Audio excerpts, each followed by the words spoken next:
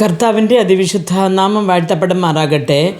എബ്രായർക്ക് എഴുതിയ ലേഖനം 12-ാമത്തെ അധ്യായം അതിൻ്റെ 7-ാമത്തെ വാക്യത്തിൽ നാം ഇങ്ങനെ വായിക്കുന്നു: നിങ്ങൾ ബാലശിക്ഷ സഹിച്ചാൽ ദൈവം മക്കളോടെന്ന പോലെ നിങ്ങളോട് പെരുമാറുന്നു. അപ്പൻ ശിക്ഷിക്കാത്ത മക്കൾ എവിടെയുള്ളോ എന്ന് കാണുന്നു. പ്രിയ ദൈവമക്കളെ, നമ്മൾ ഈ ലോകത്ത് നോക്കുമ്പോൾ അപ്പന്മാർ മക്കളുടെ ചെറിയ ചെറിയ കുറ്റങ്ങൾക്ക് ശിക്ഷിക്കാറുണ്ട്. കാരണം എന്തെന്ന് വെച്ചാൽ അവൻ വലിയ തെറ്റ് ചെയ്ത് വലിയ ഒരു തെറ്റുകാരനായി മാറാതിരിക്കുവാൻ വേണ്ടിയാണ്. അതേപോലെ തന്നെ നമുക്ക് ഈ ലോകത്ത് കിട്ടുന്ന ചെറിയ ചെറിയ ആ ഒരു ശിക്ഷകൾ അല്ലെങ്കിൽ വേദനകൾ എന്ന് പറയുന്നത് യേശു നമ്മെ കൂടുതൽ സ്നേഹിക്കുന്നു എന്നാണ് അതിൻ്റെ അർത്ഥം എന്ന് ബൈബിളിൽ പറയുന്നു. പ്രിയ ദൈവമക്കളെ, ശിക്ഷകൾ വരുമ്പോൾ നാം വിചാരിക്കാറുണ്ട്, കർത്താവെ, ഞാൻ ഒരു തെറ്റും ചെയ്തില്ലല്ലോ, എന്തുകൊണ്ട് ഇത്രയും വേദന ഞാൻ അനുഭവിക്കുന്നു എന്ന് നമ്മെ തന്നെ പറയുന്നതുണ്ട്. പ്രിയ ദൈവമക്കളെ, നമ്മുടെ തെറ്റുകൾ നമുക്ക് മനസ്സിലായില്ല എങ്കിൽ നമ്മുടെ അപ്പന് നല്ലവണ്ണം മനസ്സിലാവും. അപ്പോൾ സ്വർഗസ്ഥനായ പിതാവ് ഒരു നീതിവാനായ നല്ലൊരു ന്യായാധിപനായതുകൊണ്ട് നമ്മെ ഈ ഭൂമിയിൽ വെച്ച് ശിക്ഷിക്കണം, അല്ലെങ്കിൽ സ്വർഗത്തിൽ കൊണ്ടുപോയി ശിക്ഷിക്കണം.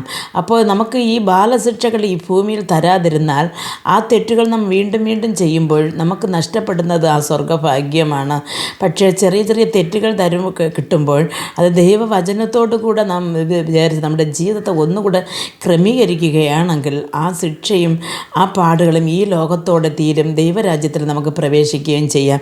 അതിൻ്റെ 6-ാമത്തെ വാക്യത്തിൽ നാം ഇങ്ങനെ കാണുന്നു: കർത്താവ് താൻ സ്നേഹിക്കുന്നവനെ ശിക്ഷിക്കുന്നു, താൻ കൈക്കൊള്ളുന്ന ഏത് മകനെയും തല്ലുന്നു എന്നിങ്ങനെ മക്കളോട് എന്ന പോലെ നിങ്ങളോട് സംവാദിക്കുന്ന പ്രബോധനം നിങ്ങൾ മറന്നു കളഞ്ഞുവോ എന്ന് കാണുന്നു. പ്രിയ ദൈവമക്കളെ, അപ്പൻ മക്കളോടെന്ന പോലെ ബാലശിക്ഷ ദൈവം നൽകുന്നു എന്ന് പലയിടത്തും ദൈവവചനം പറയുമ്പോൾ അത് നാം മറന്നു കളഞ്ഞിട്ട് നമ്മുടെ ജീവിതത്തിൽ വരുന്ന ചെറിയ ചെറിയ പ്രശ്നങ്ങളും വേദനകളും കണ്ണുനീരുകളും എന്തോ ദൈവം മറന്നു കളഞ്ഞത് കൊണ്ടാണ് എന്ന് വിചാരിച്ചിട്ട് വീണ്ടും വീണ്ടും നാം ദൈവത്തെ വിട്ട് അകന്ന് തെറ്റ് ചെയ്യാതെ നമുക്ക് ചെറിയ ചെറിയ ശിക്ഷകളും വേദനകളും രോഗങ്ങളും കടഭാരങ്ങളും വരുമ്പോൾ നാം വീണ്ടും വീണ്ടും കർത്താവിനോട് ഒന്നുകൂടെ കൂടെ ചേരുവാനും വിശ്വാസത്തിൽ വളരുവാനും കർത്താവ് നമുക്ക് ഓരോരുത്തർക്കും കൃപ നൽകട്ടെ.